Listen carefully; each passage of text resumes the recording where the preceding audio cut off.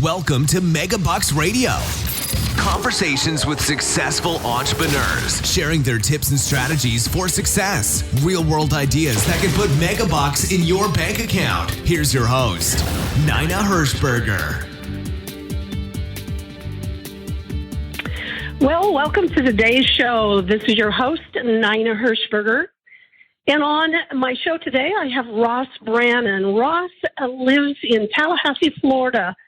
You know, Ross, I've never been to Tallahassee. I know it's the capital of Florida, but it seems like a nice, warm place.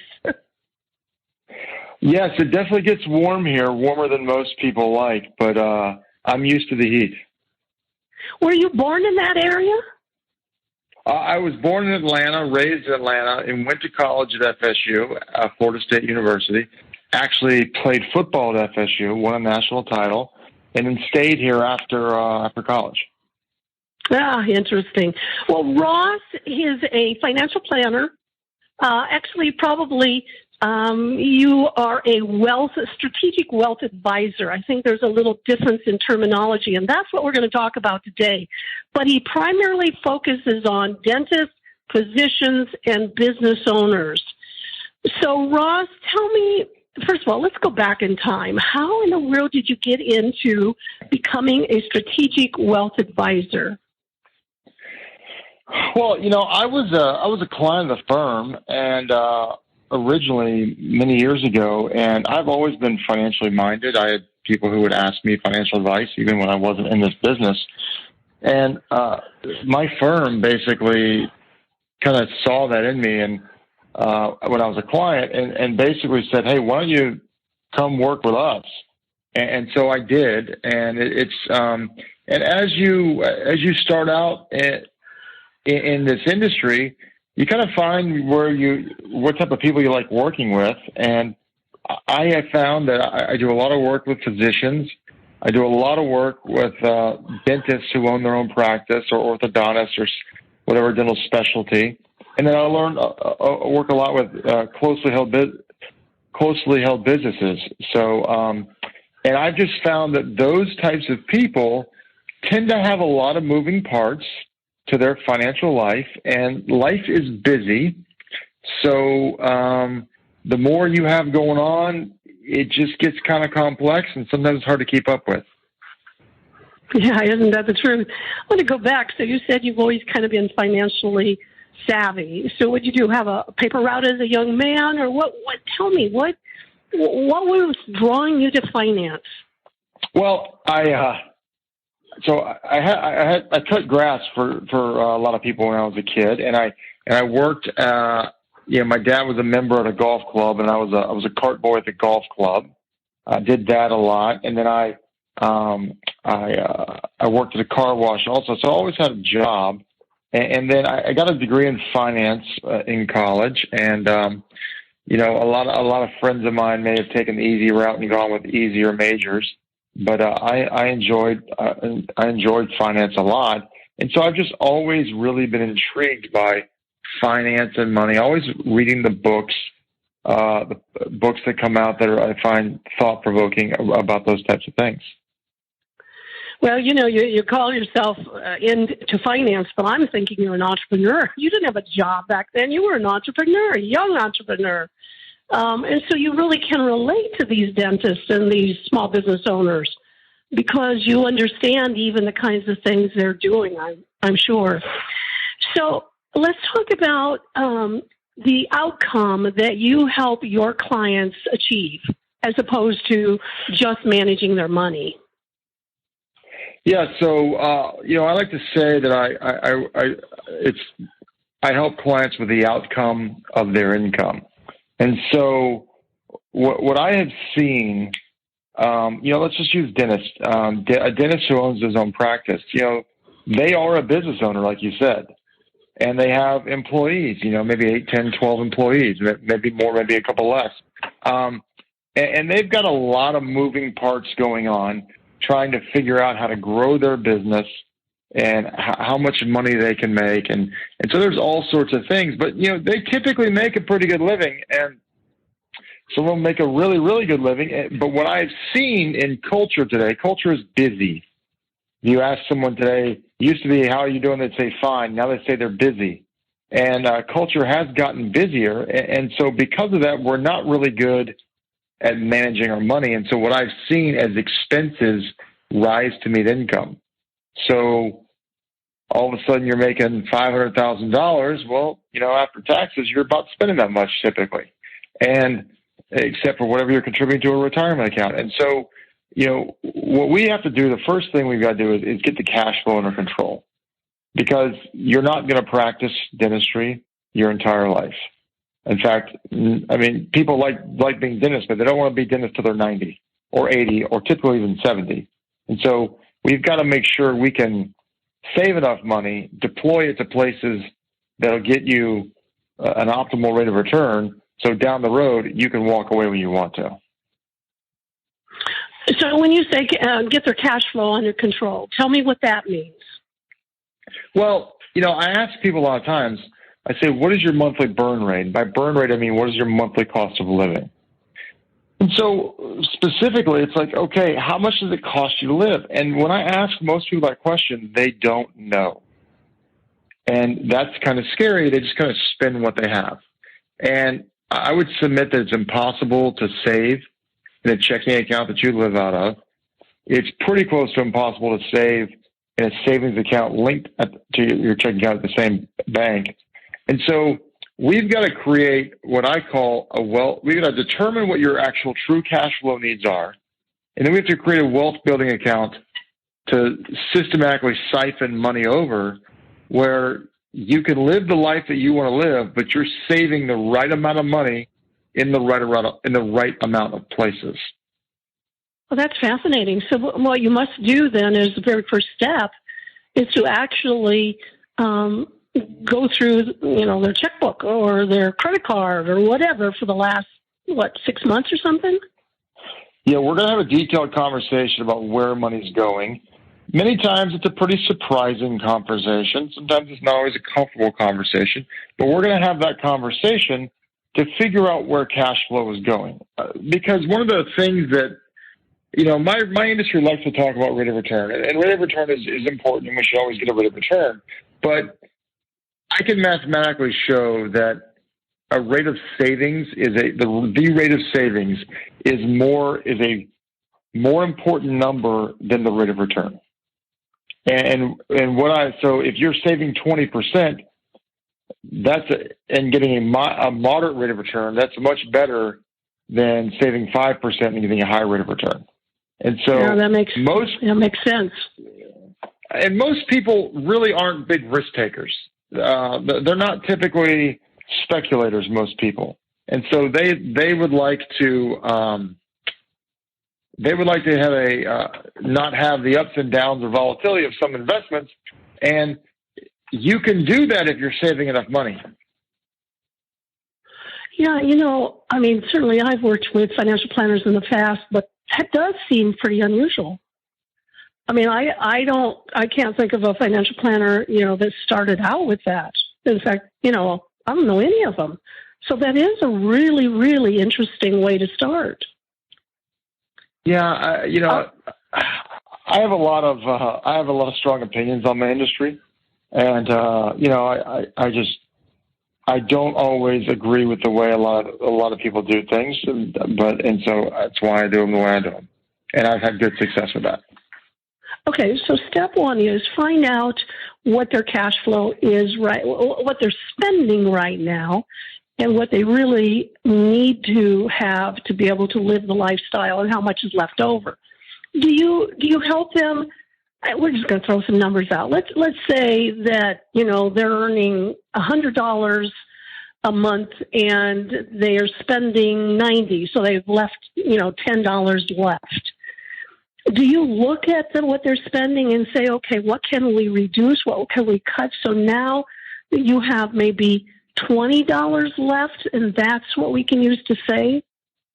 Yeah, we'll have those conversations. So first of all, we'll see if there's a lot of money just being wasted in any way, shape, or form. Sometimes there is, sometimes there not. Maybe there's some debt that we could consolidate or pay off that would free up some cash flow. But, I'm trying not to put people on a beans and rice diet. I'm not trying to to get them to reduce their lifestyle, but sometimes you have to. And, everyone's situation is different. Well, and do you do it both with their personal finances and the business finances? It probably has to be both, doesn't it? Well, it does have to be both. I mean, they're definitely two different buckets. So it's like, some people, everyone manages their business finances different. You need obviously a bigger cushion in your business finances than you do your personal finances. So we'll talk about the business and see where things are at with that, and see if maybe you can increase your compensation. And maybe that's a scenario, or maybe there's some debt that could be paid off, or all different things we can look at and figure out. So the bottom line is to get the amount that they are able to put into that wealth account that you just talked about, to increase that. What's the ideal time to start this whole process age-wise? Yesterday. When they first get out of school, right? Right. Well, and so here's something. It's like, when you get out of school, you'll hear a lot about, okay, you need to start contributing to a retirement account. Well, those accounts, that money is locked up to your 59.5. And unless you have some significant savings, it might not be worthwhile, or it might not be in your best interest to contribute to a retirement account. So it's like, well, you're giving up free money, you're giving up a match. And, that's true. But if I've got $100 in my savings account and I'm getting a new job and I start contributing money to my 401k, I would just ask, what's more important at 23, 24 years old? $10,000, $20,000 in a savings account, or $10,000 or $20,000 in a 401k that you can't touch for 35, 40 years? Yeah, no, that's a very good question, and you're very unusual that you ask that kind of question. Yes. Yeah, I just see the retirement account has become the sacred cow of finance, and there's absolutely a place for it. What we don't want to do is we don't want to be too concentrated into an account like that. So we want to have what we call financial balance. Okay, tell me more. Well, it's just like, I've met people, when you take away their house, a large percentage of their net worth is in a retirement account. It's specifically a tax-deferred retirement account. And in my experience, a lot of people aren't very familiar with how our tax system works, and they're not familiar with how a tax-deferred account works. So just for simplicity's sake, you get a deduction for your contributions, and you get when you take money out, it's taxed at your highest marginal tax bracket. So without going into details on the minutia of that, that's typically not as efficient, not the most efficient way you're going to receive income. And if you're a good saver, in my experience, you're probably in a higher tax bracket in retirement. And the fact that I would submit, my opinion, is that we're probably in the lowest tax brackets we're going to see in our lifetime. So currently here in 2021. So, and I've never met a CPA who disagreed with me on that. So, so it's like, okay, is the tax deferred retirement account, the panacea it's made out to be? Maybe it is, but maybe it's not. Maybe we should take a second look at it, because liquidity is important. The point is, you're the person who asked that question. Is it? And you help them go through that analysis. Yeah, I mean, like you said, I haven't actually heard anyone else ask that question. Yeah, I haven't either. In fact, you're absolutely right. I mean, how about the Roth, though? Is that a better option for them? Well, the Roth is after-tax dollars growing tax-free, so that's a great account. You are limited to $6,000 contribution a year if you're under 50. If you're over 50, it's an extra $1,000. But if you make roughly $200,000, you can't contribute to it. There is a backdoor Roth IRA strategy, which obviously, a lot of people do. But still, it's only $6,000 a month, so it's $12,000 if you're married. That's not enough money to be saving. So, but that is definitely a good account to have.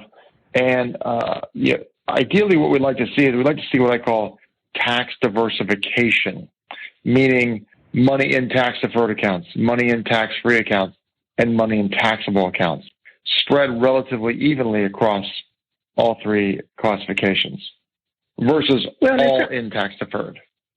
Well, and it sounds like in reducing debt, too. Yeah, because debt, some people will tell me, well, I got a 0% car rate, 0% loan on my car. And I'm like, well, 0% isn't always 0% in the car market. And that's another topic for another day. But I understand you got 0%, but you have a $700 car payment. And I'm not trying to do an interest rate arbitrage here. I'm looking at cash flow. So I would rather that $700 payment go away so you can now save it and earn a rate of return on that money. Do you start out with these, and I know you do a lot of work with dentists. We talked about physicians and business owners, but I know you really work a lot with dentists. Do you start out the whole process saying, at what age do you want to retire? I mean, is that the beginning of everything? Well, you always want to ask questions and find out what they want. So, for example, if someone's 50 and they want to retire at 60, that's going to require different things than if they're 35 and they want to retire at 65. So you have to figure out kind of what they're looking for, what their desires are, to see if it can actually be achieved. If you're 50 years old and you want to retire at 60, but you never saved a dime, that's going to be a challenging a goal or challenging gap to fill. But then you have to have a pretty honest conversation with them, and depending on how serious they are, will depend on how motivated they are to make changes. Yeah, and like I said a few minutes ago, this is not a conversation I personally have ever heard a financial planner, do. I've not. I mean, it makes sense that if you save it and you're not spending it, it makes perfect sense. So what do you think? What is their objections, perhaps, for not doing any of these kind of things? You mean for a client, for a potential client, or so? Yeah. Well, a lot of people would rather plead ignorance just because it makes them feel better. Like, oh, I make good money, I'm saving money, my investments are doing good, I'm okay. Well, they hope they're okay. They don't know if they're okay. So that's one thing. There's probably some level of pride. There's some do-it-yourselfers out there, and there are some people who can do it yourself in some respects, but the vast majority of people can't. And the do-it-yourselfers typically miss out on advanced strategies that could help them. But I mean, to each their own. So, and then some people just they've worked with a financial advisor, and maybe they bought a product. So maybe they bought, if they're a dentist, maybe they bought a disability insurance policy. Maybe they bought a life insurance policy, and that person never talked to them again, and they bought a product from somebody else. And so they've actually never dealt with a real advisor. They've just bought products from people before. And I've come across that several times. So they think they're okay because they talked to somebody. They bought a product, like, okay, I'm good. Well, that's not how it works, because, I mean, these people went to school for many, many years to become specialists at their craft. Not all of them know a lot about finance, and that's not their fault because it's not taught in school. Some of them have a unique interest in that, and so they kind of know something. But I mean, everyone has a different perspective on money, and sometimes it's great, sometimes it's not so great. So it's probably a combination of all those things: a little bit of ignorance, maybe some pride, maybe some people thinking they have it all figured out or they're okay when they're not. Maybe it's just some bad experience with someone in my industry. All those things could probably be a contributing factor. I also think maybe embarrassment. I think so too. I mean, I absolutely think so too. It's like, hey, I'm making all this money, and I don't feel like I have enough to show for it, or I'm not making enough money. Who do you think you are? I mean, I got it all together, right? Exactly. And obviously, if they don't and they get to, age 50, age 55, and they haven't really done anything, boy, they could be in a real world of hurt. So the earlier, the better, obviously. Yeah, and it's also like, let's define what retirement is. So, we tend to have this view that retirement is the same for everyone, and it's really not. Everyone's perspective is different. Some people want to work for a long time. Some people don't. Some people want to work for as short as possible. Some people, their idea of retirement is just working on their terms, and they're still going to work. They just might work less. And so you have to realize the longer you work, the less money you need. So if you want to retire at 55 years old and never work again, that's a different scenario than retiring at 65. But by retiring, you mean working 1 or 2 days a week. Yeah. So you always have an income coming in, just right. Not and probably have a house paid off, and maybe no car payments, or kids are out of school, kids are married, whatever. But yeah, it makes a difference. Okay. So Ross, I'm looking at the time clock, and we're getting down to it. But I wanna delve into then go through your process. I'm a potential customer, potential client. What happens? What do you do? When you bring me, do I fill out a questionnaire? What do I do? So great question. So we have a conversation to determine. I kind of share my philosophy and how I work with people. You tell me your concerns, your desires, and we have a conversation to see if we're a fit. We may not be a fit, and that's okay. And if we are a fit, we can work together. Then the next time we talk, I gather a bunch of information. I ask you a lot of questions. I'm trying to figure out where you're at financially, why you have what you have, and how much of it you have. Everything in your world financially. The next conversation is a protection conversation. So we're going to look at everything in regards to insurance, from auto insurance all the way to legal documents, life insurance, disability insurance, long-term care insurance, health insurance. And we're going to deal with that first because those changes typically are the most important changes. And why do I say that? I say that because, I could get in a car wreck tomorrow. Well, I can't change my car insurance after I get in a car wreck. I can change the allocation of my 401k at any point in time. I can refinance my mortgage at any point in time. I can do all that whenever. The timing of that doesn't matter. But, I can't change my disability insurance after I become disabled. I can't change my legal documents or my life insurance after I die. So it's really important that we protect our balance sheet optimally in the most efficient way. And so what I've seen is typically when we deal in the property and casualty world, that's auto, home, umbrella insurance, about 80 to 90% of people could use some adjustments to be made to make sure it's optimal. So we deal with that first. From there, we then go into cash flow. Cash flow is a handful of conversations, usually 2 to 3, where we talk about cash flow, we talk about investing, we talk about retirement strategies. And then we're looking at their debt, we're looking at their allocation of where everything is. And so that's really, I say 2 to 3, it's really about 3 meetings there. So we've got protection, we've got 3 meetings, and then we've kind of gone through some things. I've made recommendations saying, hey, consider this, consider this, consider this. Likely someone has done that. They've said, oh yeah, I need to do that. You're right. And then at the end, we just tie a bow on everything. We've made all the changes. We kind of got the plan in place, but the plan is only good for about 2 to 3 years. And that's because life changes. And the plan could be good for less than that. You could move, you could get divorced, you could get a massive pay raise, you could have a child, you could sell your business. So there's all sorts of things that could happen that will make things, make it where adjustments need to be made to the plan. Wow. I mean, you said that, things could change, but I'm thinking, yeah, but a plan that's not implemented is no plan at all.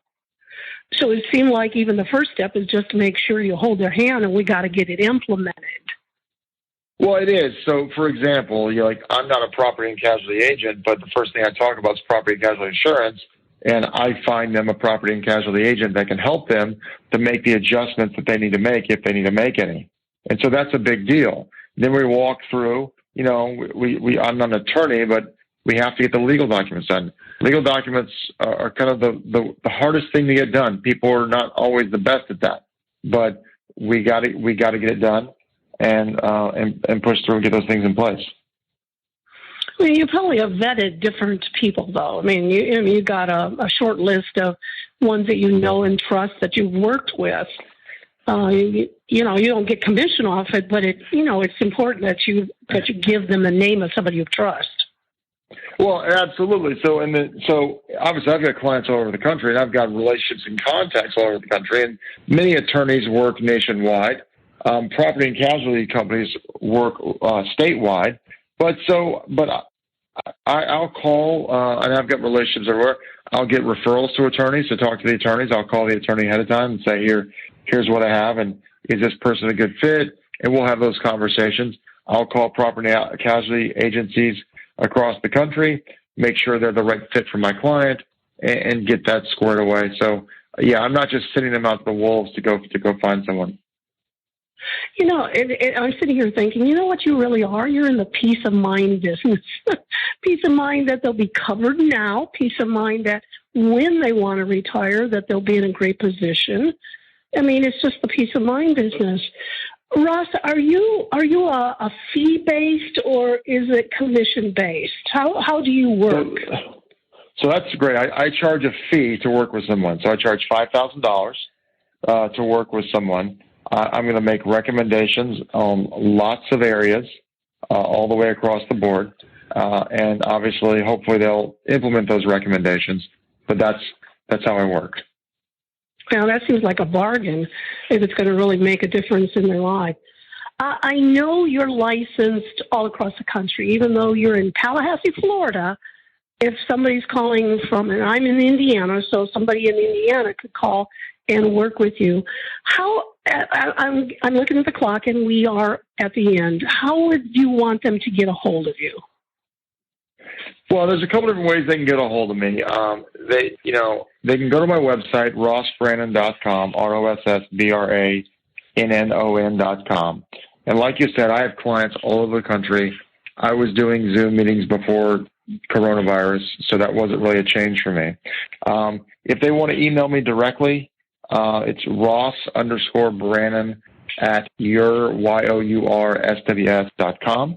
And they can reach out to me and schedule a time to have a conversation to see if they have some questions for me, or if they want to find out about working together and see if we're a fit.